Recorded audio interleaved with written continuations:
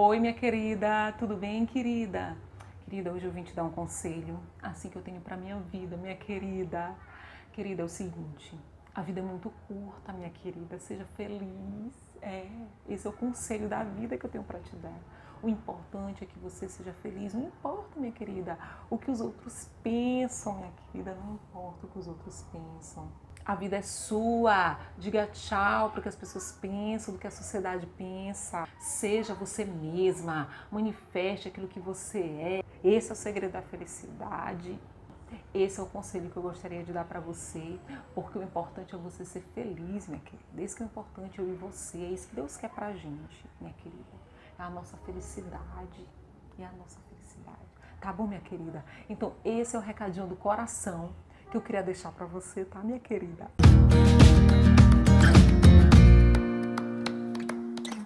Não é muito fora do comum a gente ouvir esse tipo de discurso, né? E é justamente sobre esse discurso que a gente vai falar hoje, sobre essa ideia. Eu estava meditando por esses dias e o Senhor falou comigo a respeito de se renunciar ao próprio eu. E as pessoas, a última coisa que elas estão falando ou compartilhando é um conselho que ensine alguém a se enxergar e a mudar aquilo que é ruim. Eu vi que não é de agora isso, sabe? Eu me lembrei da música de uma cantora que fez muito sucesso nos anos, acho que entre 2001 e 2005. Eu acho que foi mais ou menos por essa época, porque foi a época da minha adolescência, né? Eu lembrei da música da Pitty, da cantora Pitty, que dizia assim: seja você mesmo que seja estranho, seja você mesmo que seja bizarro, bizarro, bizarro. Eu disse, gente, não é isso que Jesus diria para mim. Na verdade, Jesus não disse isso. E as pessoas transformam esse discurso em um discurso de amor, algo lindo, algo maravilhoso. Eu lembro que na época, os jovens foram uma loucura, a galera pirava, todo mundo cantava essa música e a sensação que a juventude tinha era, finalmente seremos nós mesmos, né? A pergunta que eu faço, nós sabemos pelo menos quem somos nós? A Bíblia nos fala a respeito de quem nós somos.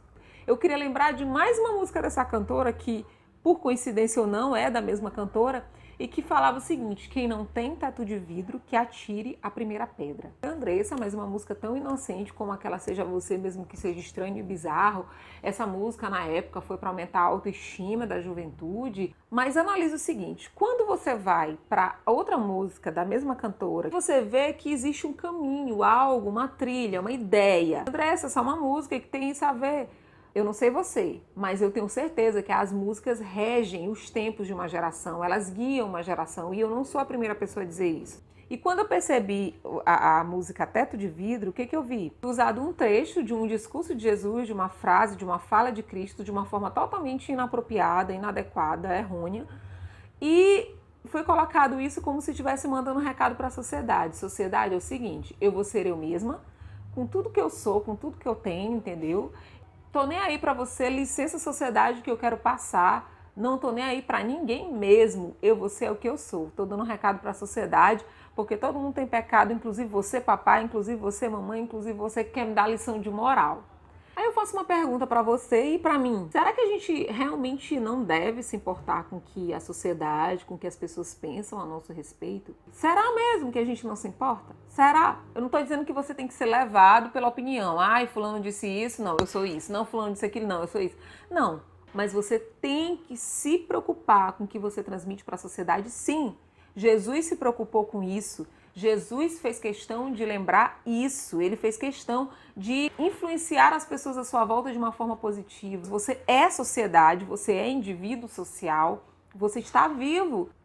E Jesus fez questão de nos ensinar a fazer isso. Ele diz, olha, vós sois a luz do mundo. O que é isso? Iluminar o mundo. Como é que eu vou iluminar o mundo? Influenciando o mundo com a minha luz. Indo lá na sociedade e dando algo de bom para essa sociedade, ok? Já que eu usufruo da sociedade, eu consumo das pessoas, eu aprendo com as pessoas me ensinam. Eu também tenho que ser um ser que dou para essa sociedade de alguma forma. Principalmente das pessoas que estão perto de mim, pais, parentes próximos que eu sei que me amam e que vão falar coisas para o meu crescimento.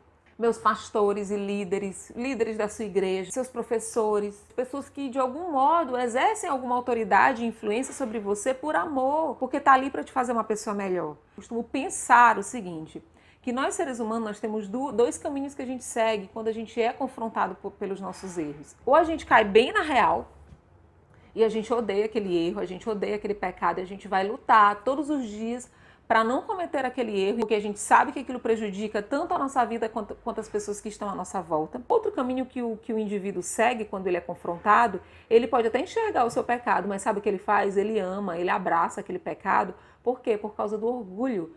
Então sabe o que ele vai fazer? Ele vai usar todos os seus discursos, as suas palavras, tudo que ele tem, ele vai gastar todo o vocabulário dele para convencer ele mesmo e as pessoas que estão à sua volta de que aquele pecado dele é bom.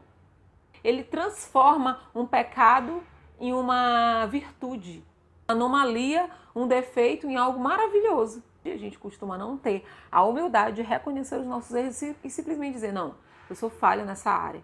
Aí a criatura que vai por esse segundo caminho, o que ele faz? Se ele tiver influência, ele pega uma câmera e vai dizer, fulano, é o seguinte, eu tô aqui, né, para dizer para você que você deve ser assim, sabe? Que você deve ser desse jeito mesmo, porque é você e as pessoas têm que te aceitar. E aí, se ele tiver influência nas redes sociais, aí ele vai postar, ele vai dizer que é bom, ele vai botar um discursinho, ele vai pegar a frase de fulano, ele vai encontrar pessoas que se assemelhem a ele no mesmo pecado para se unir e se afirmar. Eu quero te deixar uma história que está lá no livro de Crônicas, de 2 Crônicas, capítulo 21, que fala sobre a história de Jeorão, um rei, filho de Josafá, que foi um rei bom. Só que Jeorão, por ser o primogênito, ele assumiu o trono. E ele tomou uma decisão, ser ele mesmo, em todas as suas mazelas. Em tudo que ele tinha de ruim. Ele decidiu ser ele mesmo e tô nem aí para a sociedade, tô nem aí. Se aproveitou do fato de ser rei, ou seja, ninguém iria recriminá-lo, ninguém iria prendê-lo por isso, ninguém iria ousar levantar a voz para criticá-lo, já que ele era rei.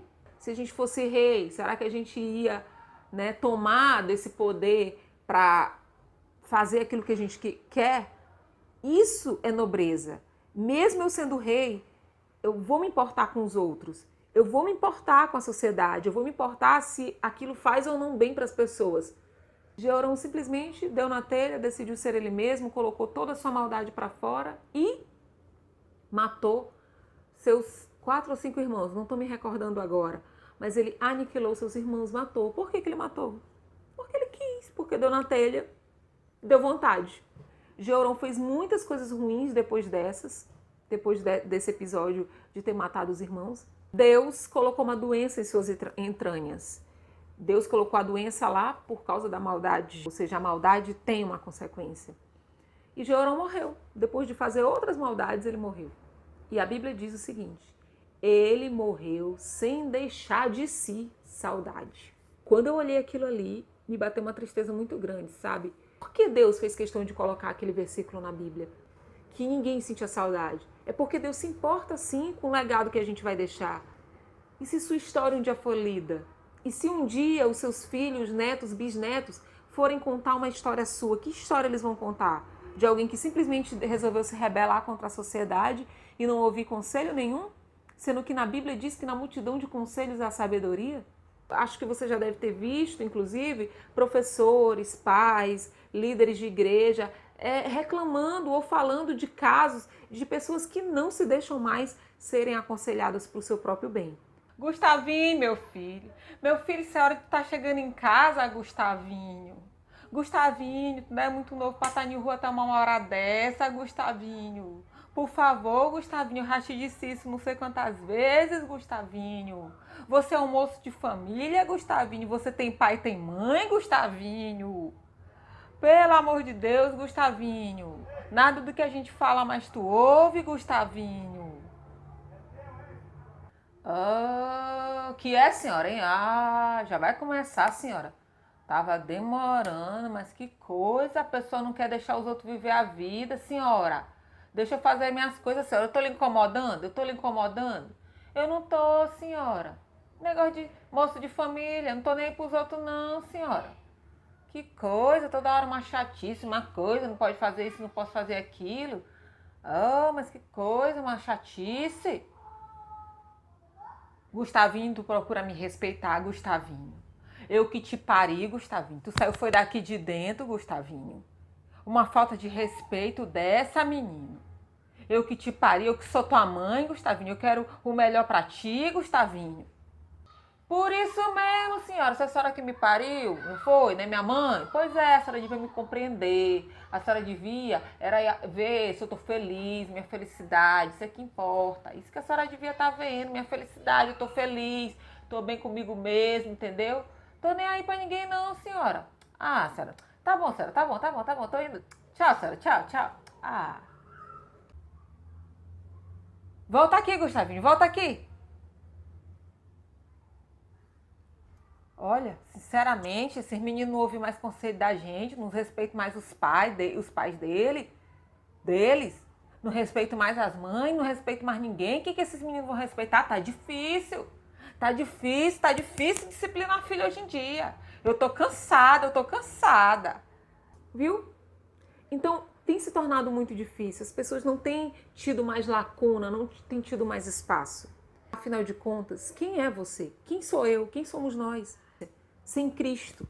A Bíblia fala, lá em Romanos 3,10, que não há um justo sequer. Você já pensou alguma coisa ruim? Você já fez alguma coisa ruim? Alguma coisa que você se arrependeu depois, mas que você fez? Você já falou algo para machucar alguém? Você já pensou algo ruim de alguém?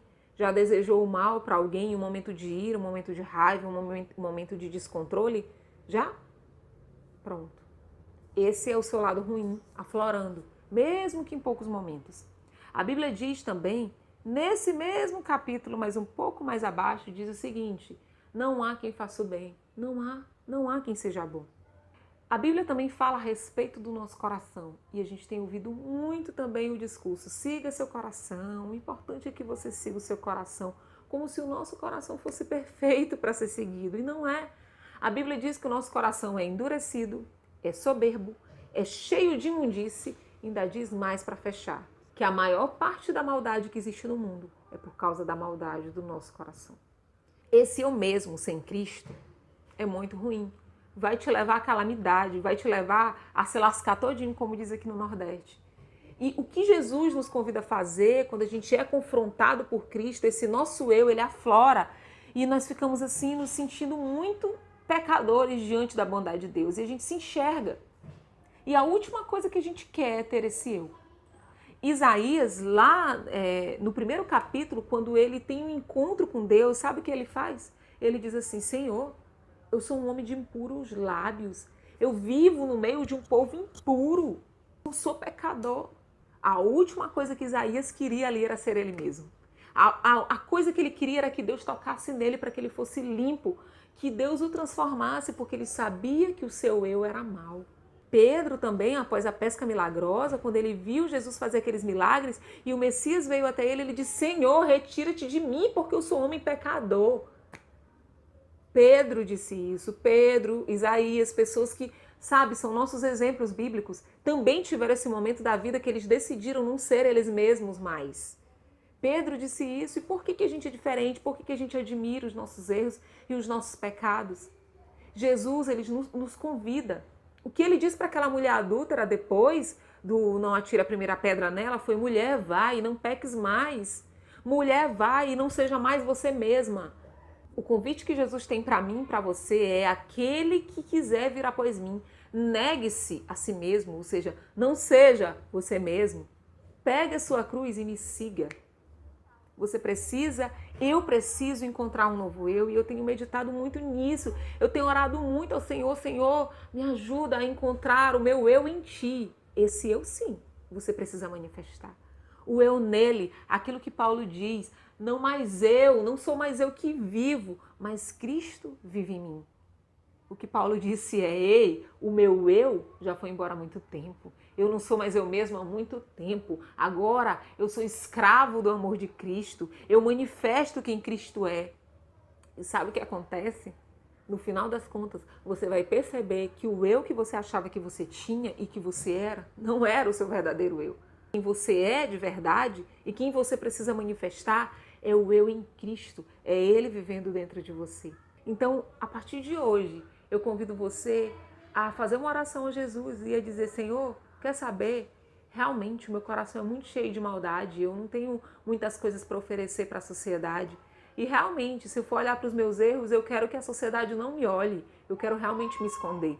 Mas, Jesus, se tu te manifestar dentro do meu coração, mas se a tua presença dentro de mim foi tão grande que me dê forças para melhorar todos os dias e para ouvir conselhos todos os dias e crescer em ti e me parecer contigo. Ah, Jesus, eu quero que a sociedade me veja. Eu quero que a sociedade aprenda contigo em mim. Eu quero que o meu país melhore. Eu quero que a minha família melhore. Eu quero que o meu estado melhore, que a minha escola melhore. E que todas as pessoas que se aproximem de mim, eu ensine ela sobre as coisas boas que vêm de ti. Tá bom? Então é isso, essa é a conversinha que eu queria falar com você. Espero que você tenha gostado desse bate-papo. E não esquece de curtir para dar uma força aí pro canal. Um grande beijo e até o próximo vídeo. Tchau!